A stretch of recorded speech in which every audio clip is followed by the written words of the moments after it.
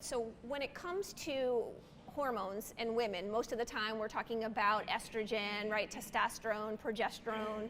I'm going to let Steve talk about thyroid because that's another one, and I know he'll want to talk and discuss that point. Yes, talk about that point. But those are the ones we generally think about when it comes to women. And you know, hormones are, we're still unsure about their place, okay, and their levels, all right? So as far as, you know, does a ketogenic diet change hormones? I mean, we have no evidence of that.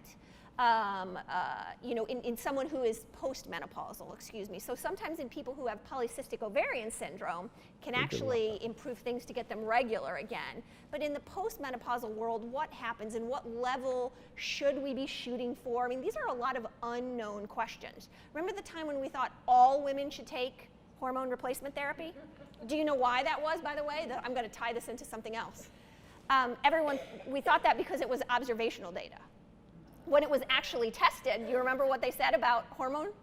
Get off of them, right? Stop, because it was one of those things where the observational data didn't pan and correlate with when there was real clinical trials run. But anyway, they came to the opposite conclusion. Yeah, opposite conclusion. From the observational study. So hormones are, you know, people ask about this all the time. You know, should I have my hormones levels checked? Do you think my hormone levels could be impacting things? I mean, hormones fluctuate a lot. Do we know, I mean, no matter how much we want to look at this, exactly what level of hormones all women should be at any given time? And the answer is no. So we don't really, there's no target to shoot for, so to speak, okay? So the answer to this question is it's uncertain. But it's not uncertain because of a ketogenic diet. It's an uncertain question because, and again, I'm going to say that I'm stressing this in the postmenopausal population because that's almost 100% of the time where this question comes up. So as far as are there hormones to check? Are there things that we can do? Should I, you know, supplement or do anything special for my hormones? The answer is if only we knew that information. But in general, we don't. So I say, look, when in a world of unsure, we're just going to push that on the back burner, except for potentially thyroid, and I'll let Dr. Phinney take that. Gosh, really? Thank you. And read our blog, his blog for the poll. Yes, that's right.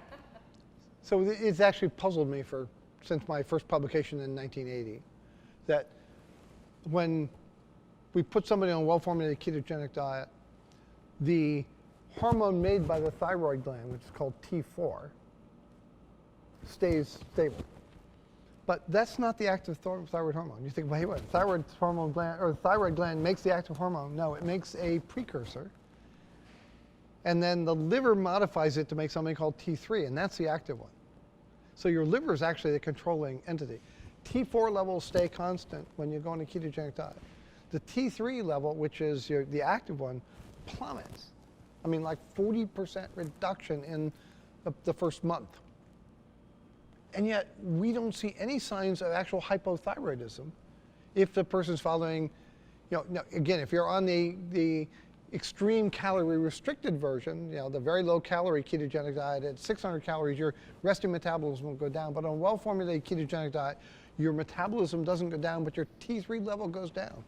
And the answer is your body becomes more sensitive to the T3 in the same way that your body becomes more sensitive to insulin. We reverse insulin resistance, we reverse type 2 diabetes, and we actually make the body more thyroid hormone sensitive, so your body has to work less to make it and manage it. It runs more, I don't want to say efficiently because you're burning the same number of calories, but it takes less thyroid hormone to get the body to do that. It's complex, and you know, so one of our early posts in the science part of the blog a couple of years ago was, does your thyroid need carbs? And the answer is a resounding, your thyroid functions just fine for months and years without having to add carbs.